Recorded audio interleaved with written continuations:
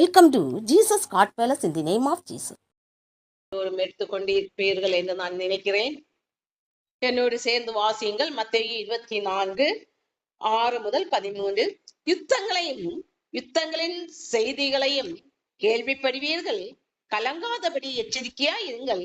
இவைகள் எல்லாம் சம்பவிக்க வேண்டியதே, ஆனாலும் முடிவு உடனே வராது. ஜனத்துக்கு விரோதமாய் ஜனமும், ராஜ்யத்துக்கு விரோதமாய் ராஜ்யமும் எழும்பும். பஞ்சங்களும் கொள்ளை நோய்களும் பூமி அதிர்ச்சிகளும் பல இடங்களில் உண்டாகும். இவைகள் எல்லாம் வேதனைகளுக்கு ஆரம்பம். அப்பொழுது உங்களை உபோத்திரங்களுக்கு ஒப்பு கொடுத்து உங்களை கொலை செய்வார்கள். என் நாமத்து நிமித்தம் நீங்கள் சகல ஜனங்களாலும் பகைக்கப்படுவீர்கள். அப்பொழுது அநேகர் இடரல் அடைந்து ஒருவரை ஒருவர் காட்டி கொடுத்து ஒருவரை ஒருவர் பகைப்பார்கள்.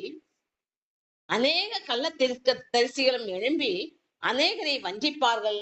அக்கிரம மிகுதியானதினால் அநேகருடைய அன்பு தணிந்து போம்.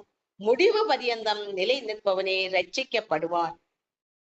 ஆகவே இயேசு கிறிஸ்து வருவதற்கு முன்பாக சில அடையாளங்களை அவர்கள் கேட்டுக்கொள்கிறார்கள். அதற்கு இயேசு கிறிஸ்து அதற்கான அடையாளங்களைத்தான் அவர் கொடுத்து கொண்டிருக்கிறார். இயேசு வருவதற்கு முன்பாக அடையாளம், அந்த அடையாளம் வரும்போது நாம என்ன செய்வோம்? நாம எச்சரிக்கை அடைய வேண்டும். இயேசு கிறிஸ்து பிறந்ததும் ஒரு அடையாளம், வானத்தில் நட்சத்திரம் அவர்களுக்கு வழிகாட்டியாக இருந்தது.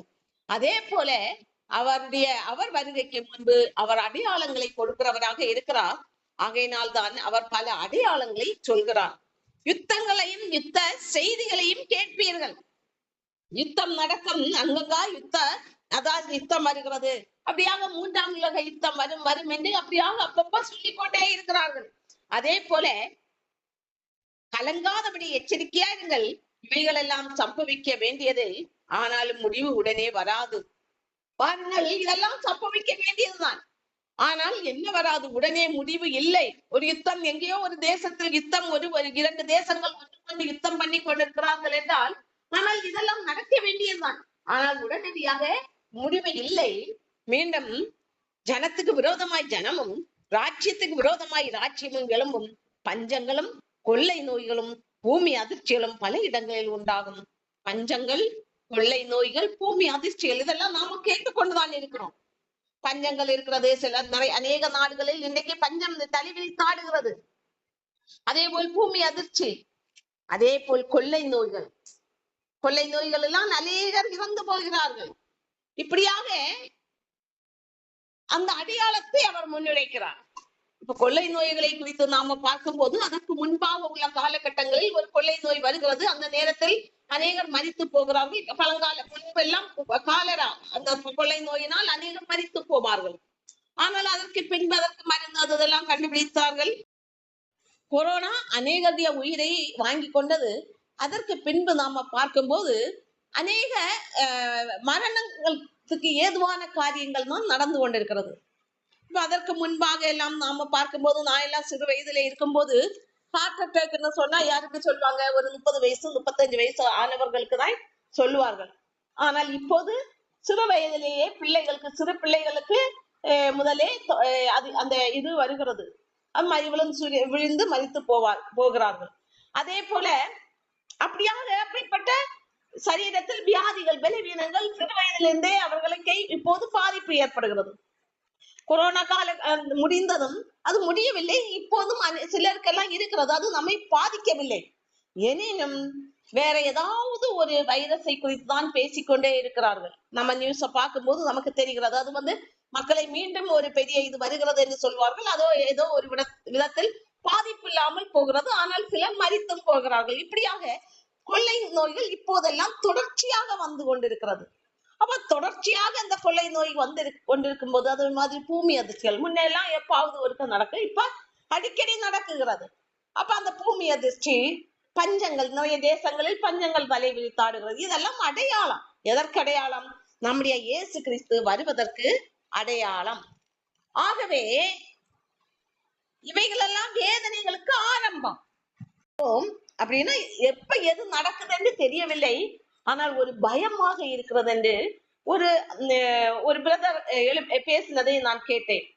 அதாவது என்ன எப்ப நடக்கிறது, திடீர்னு ஒரு ஹார்ட் அட்டாக் வருது, இல்ல போற வழியில ஏதாவது ஒரு மரணம், இப்படிப்பட்ட அசம்பாவிதங்கள் எப்ப எது நடக்கிறது என்று தெரியாத அளவுக்கு ஒரு பயமாக இருக்கிறது இந்த வாழ்க்கையை நினைத்து பார்க்கும் போது என்று அவர் சொல்கிறதை நான் கேட்டுக்கொண்டிருக்கிறேன். பாருங்கள், அந்த இப்போதே அந்த வேதனைக்கு ஆரம்பம் இப்போதே ஒரு பயம், எப்போ வேணுமெങ്കിലും எதுவும் நடக்கலாம் என்கிற ஒரு பயம் மனுஷர்களுக்குள் குடிகொள்ள தொடங்கியது. அப்ப மனுஷர்களுக்குள் அந்த பயம் குடிகொள்ள தொடங்கியது என்றால் என்ன வருகிறது? அவருடைய வருகையின் அடையாளம் நெருங்கி விட்டது. அதாவது வருகை நெருங்கி விட்டது என்று அர்த்தம். நாம் பேழைக்குள் இருக்கிறோம். இந்த ஜெப பேழைக்குள் இருக்கிறதுனால் நாம் பயப்பட தேவையில்லை. காரணம், நாம் தினமும் அவருடைய மகிமையை பெற்றுக் கொண்டிருக்கிறோம். தினமும் நாம ஜெபிக்கிறோம், அவரை துதிக்கிறோம், அவருடைய நாமத்தை சொல்லி நாம் அவரை உயர்த்துகிறோம். ஆகையினால் தினமும் அவருடைய வல்லமையையும் மகிமையும் அபிஷேகத்தையும் நாம் பெற்றுக் கொள்கிறதுனால் நாம் பயப்பட தேவையில்லை. காரணம், நாம எங்கே இருக்கிறோம்? ஜெப பேழைக்குள் இருக்கிறோம். ஜெப பேழை என்றால் தினமும் ஜெபம் ஏறெடுக்கிற ஒரு பேழைக்குள் நாம இருப்பதனால் நம்மை எந்த தீங்கும் யாதொரு தீதொன்றும் நம்மை அணுகாதவாறு தேவன் வேலி எடுத்து பாதுகாத்துக் கொள்வார். ஆகையினால் நாம் ஜெப பேழைக்குள் தரித்திருக்க வேண்டும். ஜெப பேழைக்குள் எப்படி இருக்க வேண்டும்? தரித்திருக்க வேண்டும். தரித்திருந்தாதான் நமக்கு அதுல ஒரு மகிமை. தினமும் நாம அந்த பேழைக்குள் நாம் இருந்து நாம தேவனை துதித்துக் கொண்டிருக்க வேண்டும். அப்போதான் நமக்கு அது ஒரு பிரதிபலனை கொண்டு வருகிறது. இன்னைக்கு நாம ஜெப பேழைக்குள் இருந்துட்டு நாளைக்கு வேற எங்கேயாவது ஒரு இடத்தில் ஓடிக்கொண்டிருந்தோம் என்றால் அது நமக்கு ஒரு பிரதிபலனை கொண்டு வராது. ஆகவே நாம் கவனமாக இருக்க வேண்டும். பாதுகாப்பான ஒரு இடத்தை நோக்கி ஓட வேண்டும். இப்ப ஏதாவது ஒன்று வரும்போது லோத்து சோதோம் கொமோரா பட்டணத்தை தேவன் அழிப்பதற்காக தீர்மானித்தார் என்று நாம வேதத்தில் பார்க்கிறோம். லோத்து காரியத்தில் எல்லோரும் அந்த தேசத்தில் யாருமே நீதிமான்களாக இல்லாததனால் ஆபிரகாம் தேவனோடு வாதாடுகிறார். அங்கே ஒரு 50 நீதிமான்கள் இருந்தால் அந்த தேசத்தை அழிக்க மாட்டீரே என்று கேட்கிறார். ஆபிரகாமுக்கு வெளிப்படுத்துகிறார் தேவன். பாருங்கள், ஒன்றை செய்வதற்கு முன்பாக ஒரு வெளிப்படுத்துதலை கொடுக்கிறார். அப்படியாக ஆபிரகாமுக்கு வெளிப்படுத்தப்பட்டது. அந்த தேசம் சோதோம் கொமோரா பட்டணம் அழிக்கப்படுகிறது என்று அங்கே தெரிவிக்கப்பட்டது. அப்போது தேவனோடு ஆபிரகாம் வாதாடுகிறார். என்ன செய்கிறார் என்றால், ஒரு 50 நீதிமான்கள் அந்த தேசத்தில் இருந்தால் நீங்கள் அழிக்க மாட்டீங்களே என்று கேட்கிறார். 50 நீதிமான்கள் இருந்தால் நிச்சயமாகவே நான் அழிக்க மாட்டேன் என்று தேவன் சொல்கிறார். அடுத்ததாக மீண்டும் கொஞ்சம் இறங்கி வருமாறு தேவனோடு வேண்டுகிறார். ஒரு 40 நீதிமான்கள் இருந்தால் அழிக்க மாட்டீரேன், அழிக்க மாட்டேன் என்று அப்போதும் தேவன் இறங்கி வருகிறார். யாருக்காக? ஆபிரகாமுக்காக அவர் இறங்குகிறார். இப்ப நாம ஒரு விண்ணப்பத்தை இல்லையென்றால் ஏதாவது ஒன்றை தேவனோடு பேசும்போது அவர் நம்மத்தியில் இறங்கி வருகிற தேவனாக இருக்க வேண்டும். ஆபிரகாமுக்காக அவர் அங்கே ஆபிரகாம் பரிந்து பேசுகிறார். அந்த தேசத்துக்காக, தேவன் அழிக்க தீர்மானித்த தேசத்துக்காக பரிந்து பேசுகிறார். அப்போது பரிந்து பேசும்போது தேவன் அவருக்காக இறங்கி வருகிறவராக இருக்கிறார். ஏன் இறங்கி வந்தார்? நாம கேட்டால் இறங்கி வர மாட்டேங்கிறாரு. அவரு கேட்டது இறங்கி வர காரணம், ஆபிரகாம் தேவனை அதிகமாய் நேசித்தார். தேவன் என்ன சொன்னாரோ அதன்படியாக அவர் நடந்தார். ஆகவே தேவனுக்கு பிரியமான ஒரு மனுஷனாக அங்க மாறியதனால் தேவன் அவருடைய வார்த்தைக்கு செவி சாய்க்கிறார். நாம எப்போது தேவனுக்கு பிரியமான ஒரு வாழ்க்கை வாழ்ந்து கொண்டிருக்கிறோமோ அப்போது தேவன் நம்முடைய வார்த்தைக்கு செவி சாய்க்கிற தேவனாக இருக்கிறார்.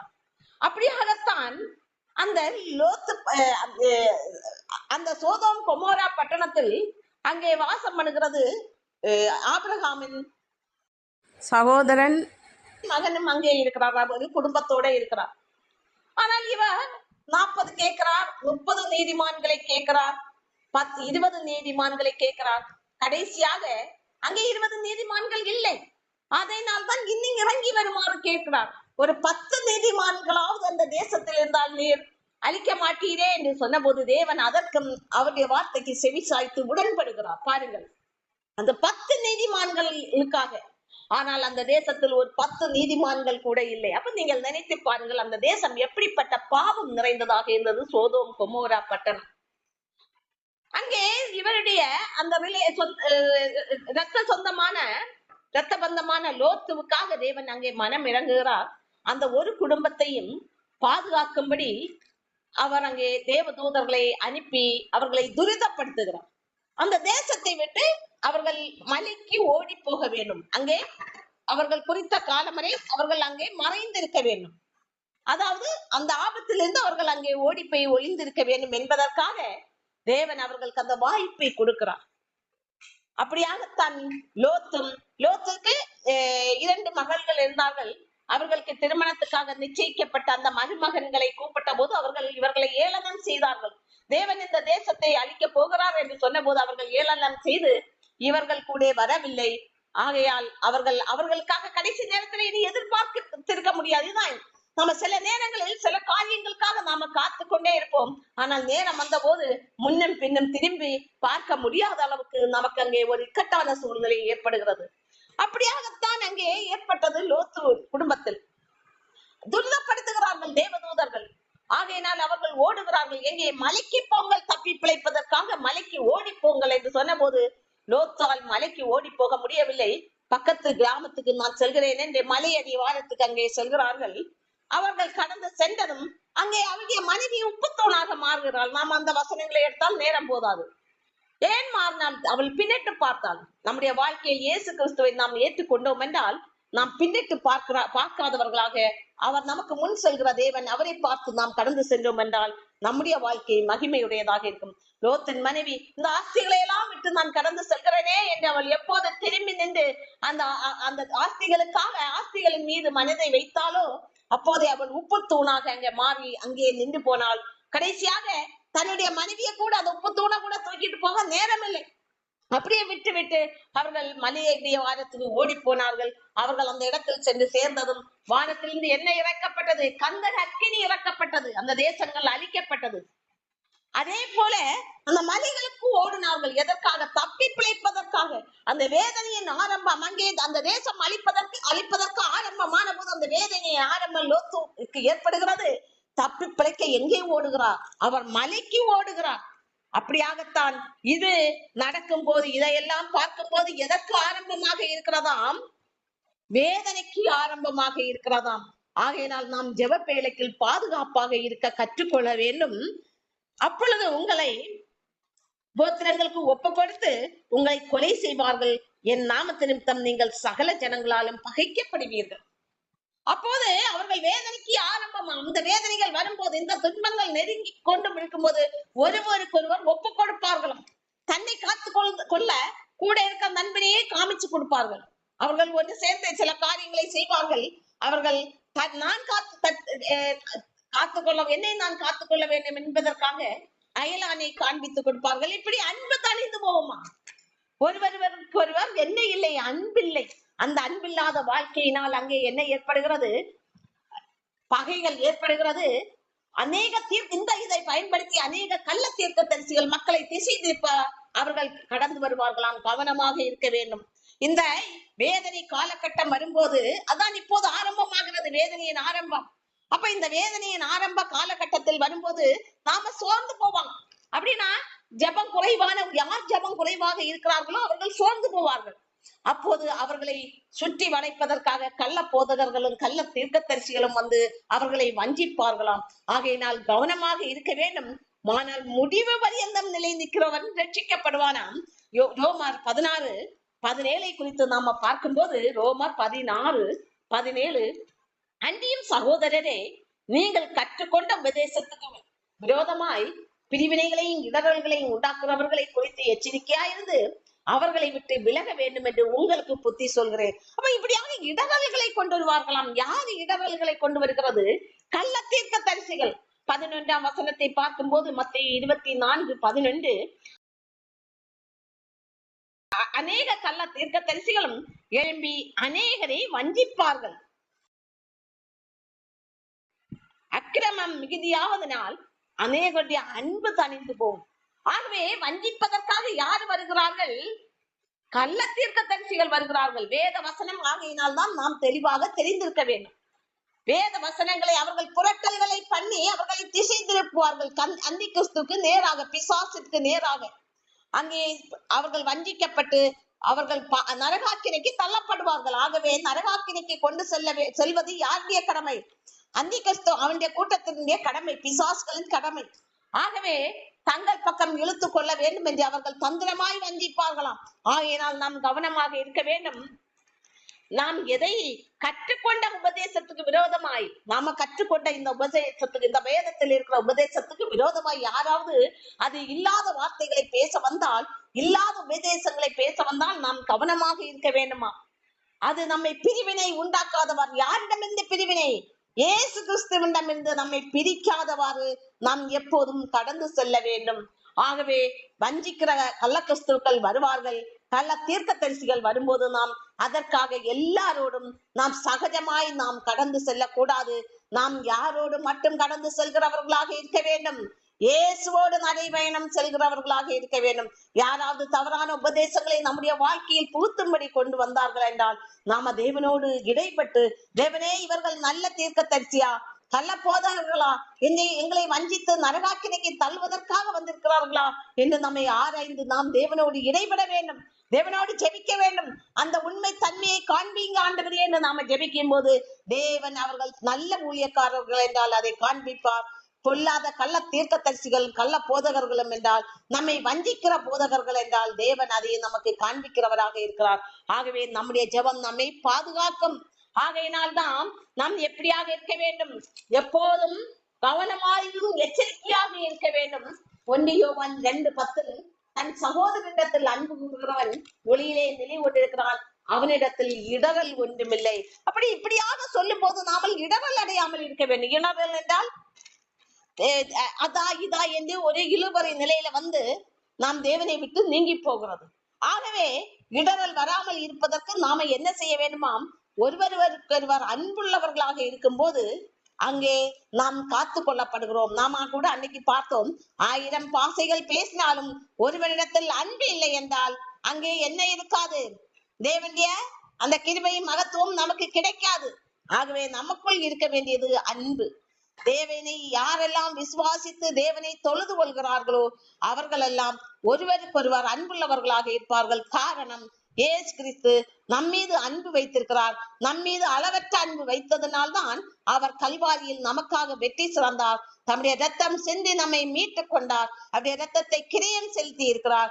ஆகவே அந்த அன்புக்கு ஈடானது ஒன்றுமில்லை இந்த உலகத்தில். அப்படி இருக்கும்போது நாமும் ஒருவருக்கொருவர் அன்புள்ளவர்களாக இருப்போம் என்றால் யார் நம்மை இடரல் உருவாக்க வந்தாலும் நாம் அவர்களுக்கு வீழ்ந்து போகாமல், அவர்கள் மத்தியில் நாம் வீழ்ந்து போகாமல் நாம் யாரை சார்ந்திருக்கிறவர்களாக இருப்போம்? இயேசு கிறிஸ்துவை சார்ந்திருக்கிறவர்களாக இருப்போம். எனவே நம்முடைய வாழ்க்கையில் அன்பு என்கிற ஒன்று வேண்டும். ஆனால் அந்த காலகட்டத்தில் எது தணிந்து போகுமாம்? அன்பு தணிந்து போகுமாம்.